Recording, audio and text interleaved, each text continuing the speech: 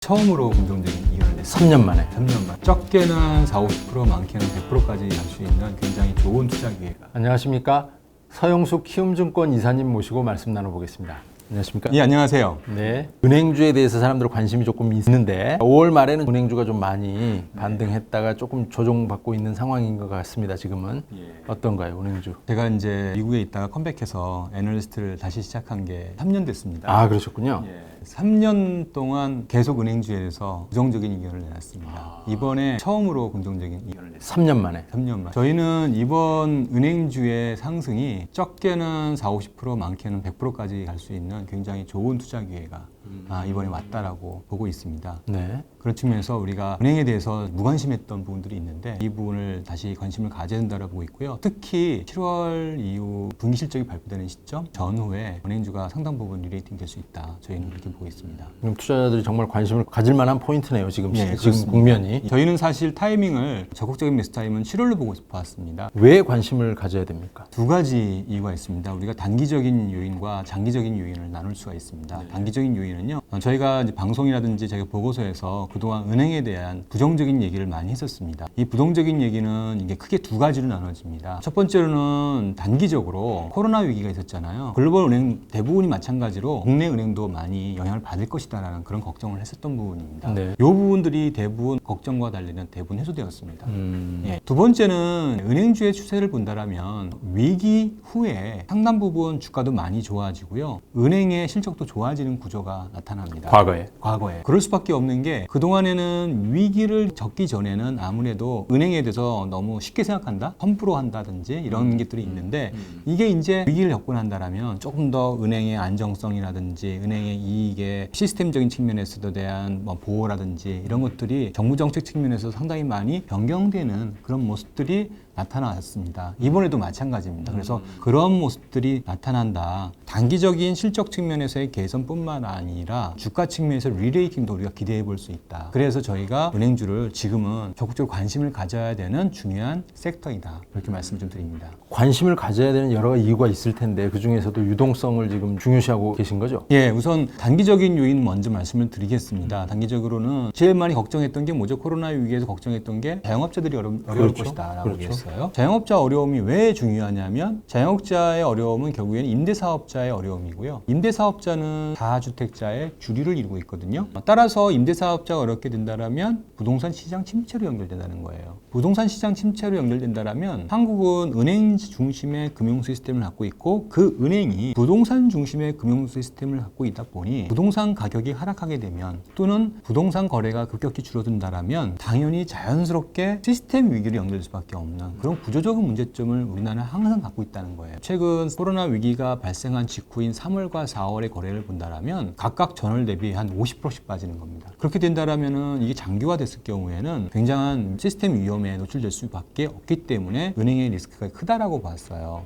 또 하나 우리가 걱정을 했던 부분들은 국내 코로나는 잡을 수 있을지언정 해외 코로나는 못 잡잖아요. 그렇죠. 글로벌 코로나 위기가 굉장히 심해지는 상황에서 그게 결국에는 출기업의 영향으로 나올 수밖에 없다는 거죠. 맞습니다. 그거는 우리가 막을 수가 없어요. 우리 통제 바뀌죠. 그렇죠. 근데 정부가 이 문제를 어떤 식으로 해결했냐면 적어도 코로나 위기로 인해서 문제가 되는 기업에 대해서는 적극적으로 지원하겠다. 40조 원의 기간 산업 자금을 만들어서 그거를 적극적으로 지원한다. 다시 말하면 과거 같았다면 이런 기업의 여건 악화는 자연스럽게 은행의 펀더멘탈 악화로 연결되는 부분이었어요. 그거를 정부가 가져가 버렸단 말이에요. 우리가 걱정했던 리스크가 자영업 리스크, 임대사업자 리스크, 그리고 결국 부동산 시장의 리스크가 있었는데 이것들을 정부가 다 가져가 버린 거예요. 은행 입장에서는 엄청난 부담들이 한꺼번에 싹 사라지는 이런 이벤트들이 생긴 거예요. 그런 측면에서 은행 입장에서는 우선은 당장 어떻게 본다라면 코로나 이전보다 지금 펀더멘탈이 더 좋아진 상황이 되었다는 점입니다. 또 하나 우리가 이해해야 될 건 뭐냐면 가장 걱정을 많이 했던 요인 중에 하나가 한국의 경우에는 가계부채란 말이에요. 대략 자영업자에 지원한 대출 규모가 많게는 50조, 중소기업까지 포함하면 한 60조 정도 되거든요. 이렇게 돈을 1인당 3천에서 4천 정도를 총 90만 명을 지원해 줬어요. 그러니까 역대 한 번도 보지 못했던 막대한 자금을 지원했다는 거죠. 유동성의 확대 효과 플러스 어떤 걸 양기할 수 있냐면 은행만이 주로 가계부채 리스크를 안고 있었던 것들을 정부와 은행이 나눠 갖게 되는 거예요. 그러면서 자연스럽게 은행이 갖고 있는 가계부채 리스크가 완화될 수 있는 계기가 됐다는 점이죠. 은행 입장에서 놓고 본다라면 사실 상당히 여러 가지 리스크가 완화되었죠. 반대로 얘기한다라면 은행의 리스크가 정부의 리스크로 이전된다. 그렇죠, 그렇죠. 이렇게 볼 수 있는 거죠. 은행한테는 상당히 유리한 국면으로 접어들고 있다. 이렇게 볼 수 있습니다. 정부가 은행을 도우려고 한 건 아닌데 물론 그렇습니다만 결과적으로 수혜는 그렇습니다. 은행에 제가 이제 말씀드린 게 유동성에 대한 얘기를 말씀을 드렸잖아요. 그래서 어쨌든 정부가 대규모 돈을 자영업자 같은 약간은 중하위 계층의 돈을 좀 풀었다라고요. 그 돈이 과거 2014년, 15년 같은 경우에는 은행 중심으로 돈을 풀다 보니까 상위 계층에 돈이 집중되어 나타나는 유동성 확대 정책이 나타났는데 이번에는 중하위 계층에 자금이 평균 3, 4천만 원, 많게는 7천만 원까지 1인당 1인당 이렇게 쭉 풀리다 보니까 자금의 이 배분의 임팩트가 이전보다는 훨씬 크게 나타나고요. 다만 특징은 뭐냐면 자금의 규모가 작다 보니까 유동성 효과가 부동산 시장보다는 주식 시장에 더 많이 나타나는 거죠. 동학개미 운동에 이 영향을 더 강화시키는 정부의 유동성 확대 정책이 기여를 한 것이다라고 보는 거죠. 그렇죠, 그렇죠.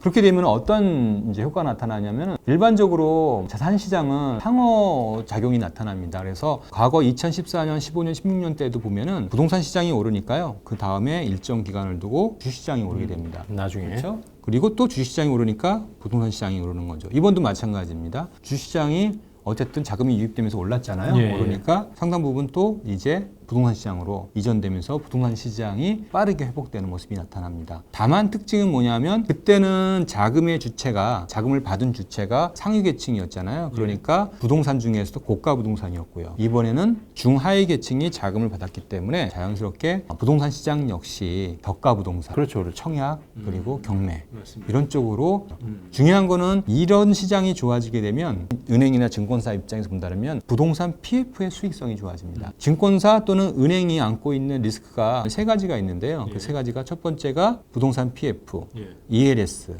그 다음에 사모펀드였단 말이에요. 세 가지 중에 ELS는 시장이 좋아지면서 상당 부분 완화됐고요. 기초자산이 올라가니까. 그렇죠. 예. 두 번째 부동산 PF가 말씀드렸던 부동산 시장이 좋아지면서 상당 부분 호전되면서 오히려 수익성 개선으로 나타나는 그런 상황이 전개되고 있습니다. 사모펀드도 터질 것들은 많이 터지고 2분기에 충당금을 어느 정도 정립할 것으로 보여지는데요. 그러면서 리스크도 많이 완화될 것으로 보여집니다. 증권도 그렇고 은행도 그렇고 2분기의 실적이 1분기보다 평균적으로 1% 정도 이상은 다 좋아지는. 근데 아시다시피 1분기 대비 2분기 실적이 좋아지는 기업들이 생각보다 많지가 않거든요. 글로벌리 은행을 비교한다면 거의 절대적으로 우리나라 은행이 좋은 실적을 낼 것으로 우리나라가 코로나 방역도 잘해가지고 글로벌에서 모범 국가가 됐는데 은행 산업에 대해서도 모범적인 그런 결과가 나타나는 셈이 되겠네요. 예, 뭐 그렇게 볼 수 있을까요?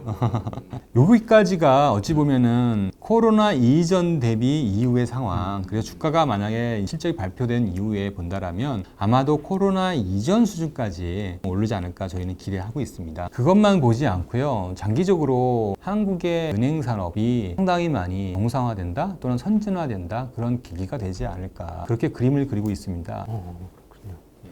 지금까지 서영수 키움증권 이사님 모시고 말씀 나눴습니다. 감사합니다.